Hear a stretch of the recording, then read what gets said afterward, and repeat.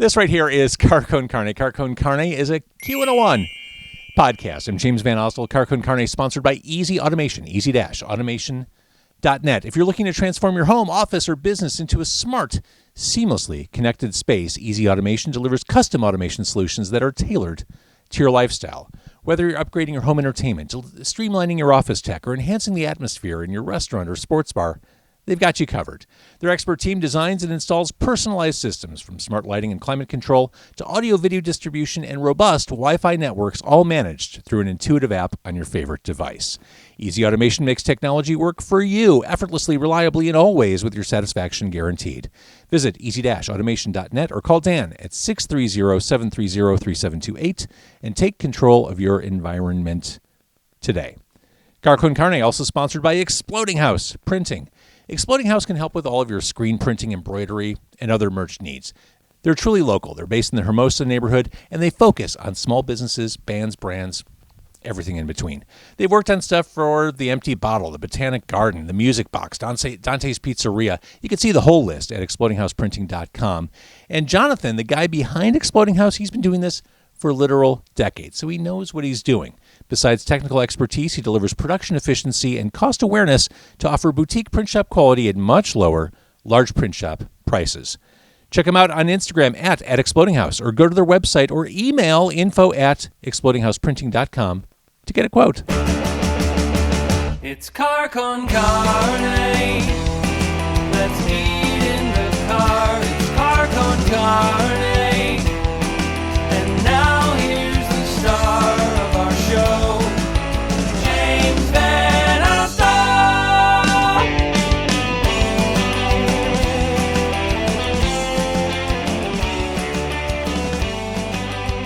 That ship may have set sail. I want to start by talking about the antique mall and collectibles. I feel like we need to start by talking about that. I mean, it's literally staring at me. So we're going to start with that. I'm at Volo Antique Malls. I'm with the owners, managers, Keith and Lisa Santiago, who woke up early on a Sunday morning. Yes. And I love this place. This is just for people who love antiques, for collectors. This is heaven. This is a place you can spend a day at. I want to talk about all that, but it's Halloween season, and word has it that your antique mall's haunted. Yeah. Yes, definitely. Explain. Yeah, we have 3 buildings, and there has been sightings in all 3. But we do have a pre-Civil War cemetery, like behind the barn, and it has a lot of historic graves in there, including one of a soldier who built our barn, but his body's not there. It's actually in, where did you find out it was in? It's somewhere in Southern California, or not California, Southern Illinois. Yeah, yeah, so he's not buried there. They didn't bring him back. So the important question is, have you two personally experienced anything spooky? Yes. I've been cashiering, and I've heard, like, when my daughter was 4 years old, I heard the weight of a bunch of 4-year-olds running above me in the barn. And when I looked at the camera, no one was there. And I'm like, okay. There's been a lot of incidences. We try to blame it on something logical. We're like, it's just the wind. Or yeah. We're like, maybe a raccoon knocked that down because it's a barn, that we run. But then we come in and there's like books lined up on the floor with a bubblegum machine on it, holding everything up, and it's purposely placed there. Things in circles on the floor. Like the second floor, we had these wood beads that they would use for Christmas trees. And I was looking at them the night before, and they were really stuck in the lattice that we have. And I came in the next morning, they were in a circle on the floor. And we've had some dolls move around. Oh, for that's sure. no good. That's no good. Yeah. One was planking on the 4th floor loft, and she had her arm up in the air. And there's no way. It's not like a rag doll. She looked more like an American Girl type doll, but her legs are really stiff. There's no way she was sitting inside a corner, up the stairs, facing the direction. And then when we opened it with the lights on, flat, just pointing with her hand up. No. What do your vendors say when they realize this stuff is going on with their stuff? Yeah, I mean, they try to, work around it. Some people don't try to think about it. And, when we first had, our first discovery of it, we were worried we wouldn't have anybody come in. But then it just, thrusted us forward because there were so many people intrigued by what it was doing or where it could be, that it brought more shoppers to us. So it was awesome. So I think they became a part of it and they know that. So I tell them to. So the Volo Antique Malls, 27640 Volo Village Road in Volo, Illinois. As we're on the topic of haunted stuff at the Volo Antique Malls, you brought a painting. Yes. I can't believe I carried it here. I will hold your mic, or you want to hand it over? This is distressing. What am I looking at here? And should I be touching it? I don't know. A customer bought that from one of our dealers in Mall 2, and it is dated 1982. And the customer called me like hysterical. She was a regular customer of ours, and she said, "I need to bring this painting back. I don't even want my money back." And that's when I was like, "What's going on?" And she said, "It's haunting my household." And I'm like, "What?" And she said, "Yeah, I keep hearing little kids running around everywhere." And then she said, "The oddest thing, I hear a marching band. We can't get any sleep. The noise is so loud with these kids running around and this marching band noise." And I'm like, "Okay." I said, "Well, you're going to have to return it to the dealer in the parking lot." I didn't at that time even want it in here. I was like, "No, because I have enough going on." And so she returned it, but then my dealer resold it to a good friend, and she's had it for a few years, and it seems to be simmered down. But she has a voodoo themed bathroom, so I don't know if some of the spirits calmed it down. And it seems benign. I mean, it looks like a pair of sisters holding up a puppy with kind of weird eyes. Sneaky cat. There's a sneaky cat in there. I mean, in fairness, it looks like an amateur painting. Like folk art. Yeah. But I guess, I mean, it's creepy enough on the other side that I could see this being concerning. Yes. Did you say something about a tooth? Yes. The lady that had it was taking a picture of it, and she went to take it down to bring it to us. And she found a tooth on the side of the canvas, like embedded into the wood of the canvas. And when she brought it in, my girl that knows oddities, Janelle, saw the tooth. She took it out and looked at it because she's brave, and she said, that's a child's tooth in there. Yeah. So I don't know if those ghosts were the kids and they want their teeth back. I don't know, but That's creepy. I know. And you position it so that it's literally staring at me as we're doing this entire, looking right at me. I mean, it's kind of like Annabelle. I think the things that are sweeter and innocent. I agree. Like the Raggedy Ann, if they did the movie with that, I think that would have been better. But they did it with the creepy doll, whatever. That's their choice. But. So as far as your staff goes, the people working the registers and all that, have they experienced stuff as well? Yes, definitely. All of them are in our paranormal tour, which is running through the museum, and they all got interviewed, and all of them have stories for sure to tell. I mean, some have had their hair pulled. One of my cashiers, actually my own aunt, ran out of Mall 1 when I was cashiering on the other side, screaming and crying. And that was the only time it really spooked someone bad, where it was like scream, it made someone cry. And someone made a joke like, "Oh, is the ghost locked up on, second floor?" And she goes, "Yeah, I'm meaning out of the lights off, And bam, bam, bam. We have this freight elevator shaft that's really old, and it just made a pounding noise, and she took up. And she was crying, and I'm like, "It's okay, it's okay." I'm like, "Oh, I'm sure it was something. I don't know what it would be, but I just made up something to make her feel better." Raccoon. Yeah, exactly. Another knocking raccoon, really loud. So tell me about the paranormal tour. Like, when and how do people get to experience this? Yeah, it's through the museum, the Auto Museum, and they put the tour together. They have like ghost stops at certain points. And I think for a limited few, they do have like ghost readers that people can use. So it will light up red. It goes from yellow, orange to red. And I think that's limited quantity. But they have the tour going on, and it tells, like, it goes all through our malls, even the most north end of this building and everything like that. So, yeah, they have like points of interest. Amazing. Okay, so again, 27640 Volo Village Road, voloshopping.com. Let's talk about this vast, expansive space. Before you sat down, I was talking to Keith. The first time I came here, one of my lasting impressions was, oh, it keeps going. Like, like you just, it is this endless antique situation, like Yeah. building to building, like floors, multiple floors. Like this is a super fun. This is a day. Yeah. And you could probably not even see it all in a day. It's true. It's true. I mean, I go to sometimes like WizCons and antique shows, but I mean, this is year round. I mean, these people set up and it is here. They don't have to tear it down. And we have people, we don't charge admission to get through our antique malls. And, you know, all those shows do charge admission. So at least they can come here and be a fan of something because we have something for everybody, literally. Oh, last time I came here, I walked out with a handful of Silver Age comic books, a few records. I was good. Like, I was happy. Found everything I wanted. Found like one of those old Star Trek record and book comic book combos where you put on the 45 and you follow along with the comic book. Oh, right. That's from loved finding that here. That's our rarest Star Wars find actually was someone who brought in original Star Wars wallpaper of a child's room. Yep. It was just a panel, like one single. It wouldn't cover a room, but it was the most beautiful artwork of planets and spaceships you've ever seen, and it was never used. I thought that was something else. That was a time capsule, I'll remember for sure. I love this description. We aren't your stuffy grandma's mall. We are your cool grandma's mall. So this is a family business. This started as a family business. You have taken on the mantle of running this place. Talk a little bit about the history. Yeah, my parents started the museum together with my uncle, with the car museum, and my dad kind of ran furniture. It wasn't as targeted, like newer furniture back then, as say our malls, which seem to be now like a good fit because it's like a vintage gift shop for the museum. Yeah.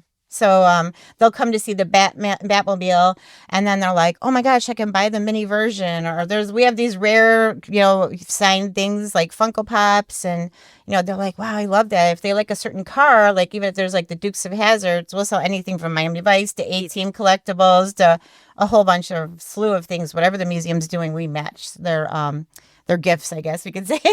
Are Funkos still highly collectible, or is that I keep waiting for that to wane? Is that still a thing? We have the signed ones, so those ones get pretty up there. Like Michael Myers actually signed this one Funko, so like the signed ones. And I have been selling a lot of Beetlejuice ones, especially with the holidays. Oh yeah, that makes sense. That makes sense.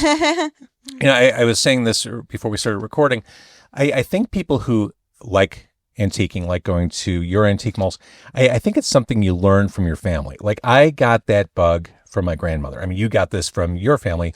But I remember as a kid, like going to flea markets every weekend with her and like rummaging through comic books and all sorts of things. I think that is a family ingrained habit. Oh yeah. And that's what's so nice is when families come through and they just, they're definitely teaching the next generation to carry the torch. The Star Wars people love that, and the Hot Wheels people. And, we do have the red line for the adults, and then we have the small $5 one for kids, which is nice. They have a variety for families at all price points. What do you like to collect? I mean, are you so immersed in this every day? You're like, we can't put anything else in our house. The dealers are very deadly when it comes to that because they know I am addicted to 80s stuff. And I love Duran Duran. I mean, this one guy got me the hugest banner I've ever seen of Duran Duran. I mean, it could take up a wall. And I just love 80s stuff in general. 80s art. I love Nagels and things like that. I think my husband knows we're running out of wall room. It's like, he's like, one more Nagel and that's it. So no more Nagels, dealers. Is Hold Back the Rain by Duran Duran one of their best songs ever? Oh, I do love it. But I'd say my favorite is Friends of Mine. Just because it reminds me of my friends. Yeah. And like Club 950, some old days, dancing to some good stuff. Again, we are your cool grandma's mall. So with 300 vendors, 300-ish, is there turnover? How does someone get a space here? We have one small spot left. Really? Yeah. And it's pretty much because someone retired. Wow. Yeah. I mean, I think the younger group is coming in and they love it because the prices of modern things have rose so much. It's ridiculous. For sure. And like I mentioned records. Records are a perfect example of that. Yeah. Now cassettes are kind of coming in underneath that. And so, I mean, but furniture, home goods, it's like you buy new stuff and it's terrible. It's way overpriced and they're not going to get their money back on it ever. But if they buy here, I mean, a lot of young kids know that they could buy it for fun. It's got character and they can resell it down the road. And it's such a great thing to collect because, they know they can just sell it if they decide to and make a little money off of it. Thinking about that family connection, my daughter's hooked on going to antique malls with me. Like it's so much fun. Like when people come through here, do they go through everything, or do they kind of piecemeal? Like we're just going to do one building today, or do you see people doing it all? They break it down sometimes. I mean, it is really big. But yeah, I mean, no, if they do the museum and here, hats off. That's a day. That's a walk because it's a lot of walking around. But yeah, they have their own plans, and I mean, they do tend to come up here with their families and mall through. There's a lot of collectibles here, and sometimes if they go to mall too, it is a little more high end furniture and things like that. But we have collectibles mixed in, and then they're kind of like, ooh, but they still are okay shopping down there. We have really wide aisles, so they don't mind. And we have strollers coming through and everything. So we're sitting in front of a vendor's booth. Lots of quirky stuff, and you're sitting directly in front of a bunch of skulls. Yes. Animal skulls. I don't even. A taxidermied rabbit is right to my right. So I mean, there's certainly quirky stuff you can't find anywhere. Is there hidden treasure here, like stuff you can't believe is on the shelf, like super valuable OMG kind of stuff? Oh, we've had our oddities. She's definitely our oddity seller. And I could say the weirdest thing we ever had was this deer, and it made it like a week in here. And it was a deer with like alligator skin neck, snake eyes. It was like a combo. It looked like it should be an Evil Dead. I guess they call it a chimera. Yes. Like that's the official sort of taxidermy. It was here like a week, and we word. were like, oh my gosh, yeah. Yeah, but she is so resourceful. She paints the skulls. She finds things in the woods. I could drive with her in the car, and she's like, oh my God, there's bones over there. And I don't even know how she saw them in 3 seconds. So it's like, yeah, she has a lot of oddities here. This is a cow jaw. That just came in Friday. Did it? Lovely piece. Cows have big teeth. Yeah, that's true. Just right over my shoulder, I picked up a cow jaw. And she has like wet specimens too, like snakes in jars and things like that. Yeah, she's got like a whole case of anything in jars. So, I mean, yeah, she's got like lizards in jars, frogs in jars. She has interesting jewelry that she makes, and she does interesting fantasy art. So, yeah, I mean, she is a definite unique dealer to our mall because we have such a variety, but definitely welcome here because we love that kind of thing. I go to oddity shows all the time myself. Keith, were you a collector before you met her, or did you kind of marry into this life? My wife would tell you I'm a collector of music synthesizers back when she met me, because I kind of had a studio with my friends and in Chicago, and we used to goof around on them. And that's a cool thing to collect. Yeah. So it's always been sort of my thing, but outside of that, not too much really. Yeah, maybe some Fallout stuff. Yeah. I'm into like Fallout. There's certain little things I'm into, but I'm not one of these huge, gotta have it completist sort of fans of really anything in particular. So yeah, I'm a lifelong collector. I've never been a completist about stuff. I just like collecting. Mm-hmm. I like, for the things I like collecting, which for me it's comics and records. Like I love the digging. I love the hunt. That's the fun of coming to these antique malls, is just finding that thing. Like, oh, over in the corner they've got a box of comics. Holy shit, I can't believe that's there. Like it really does feel like a treasure hunt. Like, oh yeah, you can get anything you want on eBay, but that's not fun. No, it isn't. And then when you find it, you're kind of like, oh, that's cool. On to my next one. Like you're kind of sad for a little bit, and then you're like, gotta go, keep going. Find your next round. So there's Halloween stuff on display. All the vendors have their Halloween stuff, obviously. I'm guessing as we head toward December, like Christmas becomes like that drives a lot of humans here. Yeah. Some people keep Halloween up year round, but then because it makes sense here. Yeah. And then we have those are your people. Yeah, the ceramic Christmas trees are starting to come in. I sold one yesterday. I'm like, oh, okay, it's early, but that's okay. I mean, hey, I love it too. There's such a uniqueness to the holidays with the vintage stuff. The faces are cuter, and the Santas, and they're not resin, and they don't look like they're fanky. But yeah, I mean, there's such a uniqueness to like the blow molds that come with Santa that would be in the front of like Christmas Vacation, the movie with Chevy Chase. And so yeah, we have a variety of Christmas stuff too that will definitely be out. They're decorating after the 5th of November, so hopefully we'll see it then. Thinking about what you were saying about how the real world is really expensive, you can come to the antique malls and find stuff that's not. As you've experienced, as you run this place through the years, through different shifts in the economy, is this, I don't want to use the term recession proof, but is this a business that can be successful in the face of a shitty economy? Yes, definitely. I mean, especially because when I have new people set up, I try to tell them, hey, people who have photo technology, they could look this up in seconds. You got to price this a little bit below what, eBay has it for.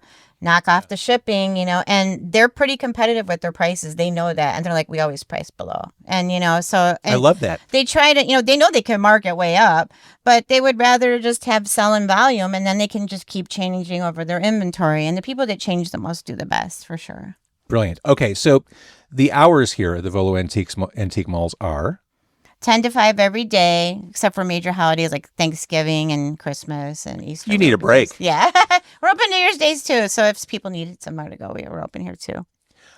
This would be a fun New Year's Day place to go. Like, let's start the new year doing something fun, like low key. Yeah. Stay warm. Stay warm. Absolutely. All right. Well, thank you for sharing the ghastly stories. Thank you for sharing that painting that's still staring at me. Is the tooth still embedded? Yes. Bring it over. Yeah. It's like right under this, I'm sorry, this, it's right there. You can see it maybe in the back. Yeah. Oh, gosh, sorry. Yeah, you can see it. It's wedged in there. Oh, no. That's it. Oh, no. Yeah. We were not joking. And so we're not so much like a haunted jump and scare kind of place. It's more like, we can't guarantee that ghosts will be here, but they probably will. I mean, it'll be an experience that is real.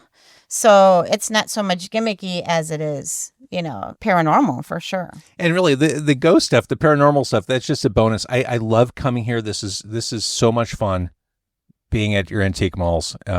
In fact, I can't wait to break all this stuff down so I can start wandering. You're right. I'll see you in a few hours. Thank you so much for chatting. I love what you're doing here. Keep doing it. You're providing a service for us Thank collectors. you. Thanks for having us. Of course.